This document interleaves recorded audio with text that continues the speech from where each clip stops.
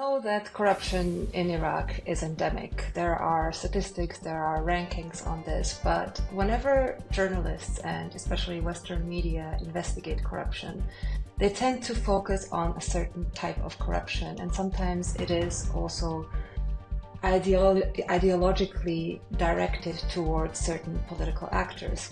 And I think that creates some sort of a blind spot for organizations that are Western or politicians who are allied with the West. And I think we need to make sure that as journalists, we are equally looking at those kind of actors, and we are looking at the United Nations and at non-governmental organizations who say that they have higher standards, that they ensure that the money that they receive from donors, from Western taxpayers, is spent properly and transparently.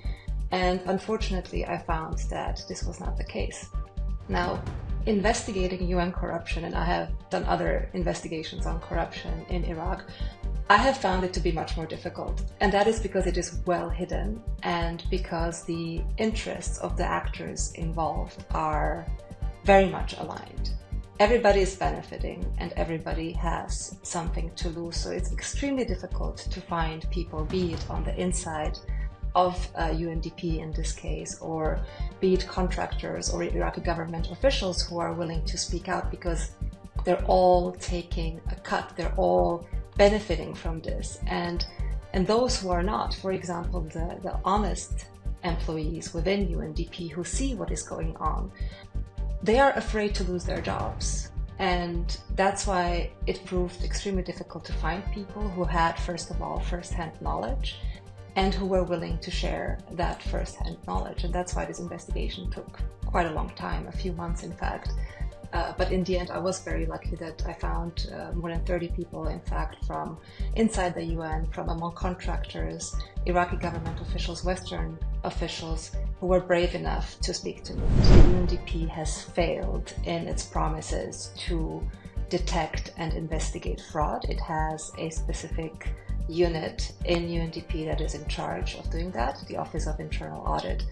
And from what I have learned, not a single case of corruption has been exposed to date, and that is despite UNDP as well as other UN organizations putting in place these mechanisms, these bureaucracies, these processes precisely for that purpose. But as I found in my investigation, what ends up happening is that these mechanisms, because they are so complicated and so unwieldy, they are in fact exploited by corrupt UN employees for arbitrage. So they offer businessmen and contractors to get by it undetected in return for a bribe.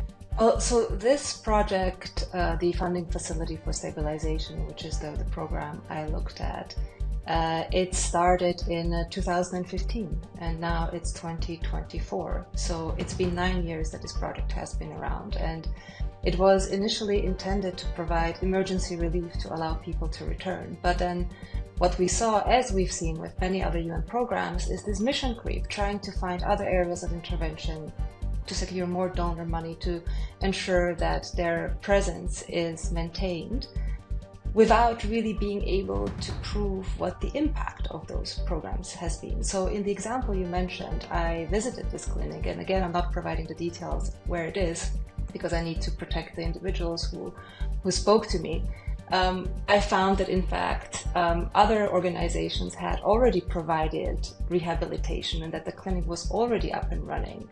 And still it was chosen as one of the facilities that will qualify for FFS support. So the dynamic that has been described to me by many people I spoke to is that there is a kind of collusion between UN staff who are trying to ensure that they retain their positions, who are trying to make sure that UNDP retains its footprint in Iraq, and between government officials who are taking their cut, who are getting kickbacks and bribes through these projects. And that's how these programs end up surviving year on year. So what I've described in my piece is that the Iraqi government officials who take kickbacks or who extort contractors for bribes are the ones that UNDP has assigned to be the beneficiaries, has assigned to be collaborating with UNDP in monitoring these projects. For example, if let's say you're doing a water project in a village somewhere, and UNDP is in charge of the water directorate, would be the one who is, facing this project and the one who would be directly extorting the contractor. Now, that doesn't mean that it doesn't go further up, because that person, to get that position, we all know how this works in Iraq, right? I mean, there are also bribes that are paid to obtain certain government positions. So, there is a ripple effect that, goes through the echelons of government. And this is something that I hope the Iraqi government will investigate. This way, I have not come across somebody who said that the capacity training that is being provided by UNDP had any significant impact. It doesn't mean that those voices don't exist, but in the more than 30 people I interviewed, they were extremely skeptical about the impact that is being generated. These capacity building or training workshops were described to me as trivial, as having no strategic coherence, as being a waste of money. And there was very broad disillusionment that the United Nations, which is supposed to help the country develop, is in fact, wasting donor funds on activities that don't really bring about any results. And ironic that UNDP has an anti-corruption program under which it is providing training to Iraqi judges and journalists to investigate corruption. And that just raises a lot of questions. If this organization is incapable, as my investigation has shown, to root out corruption within its own ranks, what kind of qualification does it have to be training Iraqi officials on doing the same? The investigations, they take a lot of time and they cost a lot of money. And I'm very grateful to my editors at the Guardian that they were willing to invest in this important story. But the truth is that it takes a lot of work to acquire the right sources, to not give up, to find the right people who are willing to speak despite being told by their managers not to do so. And it takes a lot of time and effort to go to these places, to look at the projects, to speak to the beneficiaries and to ask, what has UNDP done here for you? Are you happy with these deliverables?